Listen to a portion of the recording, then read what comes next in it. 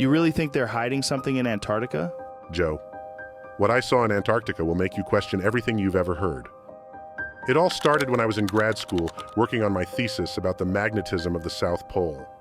In order to complete my research, I was to travel to the South Pole to get new measurements on its magnetic force.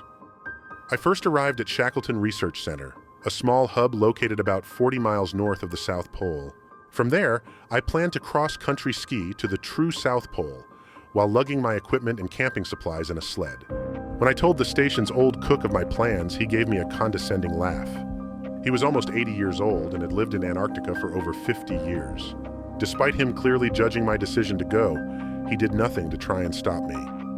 The trek to the South Pole was treacherous. The weather was blisteringly cold, with the chilling wind whipping my cheeks as I dragged my heavy sled. But on the fourth day of my journey, I began to see something massive approaching on the horizon. As I got closer and closer, my jaw began to drop. What I saw was no natural creation. What I saw was a towering 150-foot tall wall of ice that stretched the entire horizon. As I glanced left and right, I saw no sign of a break in the wall. With no way to pass through, I had to retreat back to the research center. I was flabbergasted by what I saw.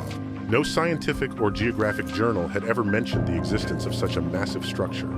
When I got back to the research station, the old cook immediately came up to me and said, "Would you look at that? Another scientist who finally learned the truth about this world." Puzzled, I pressed him for further explanation. What the cook told me was nothing short of astounding. He showed me documents that proved that the ice wall wraps around all 7 continents and 4 oceans, keeping us contained from what lies beyond. The cook explained that there are several continents on the other side of the wall, which is where the people who constructed it and control our reality live. I was lost for words. I'm not usually the type to believe in conspiracy theories, but I'm not sure that there's any other explanation for what I saw there.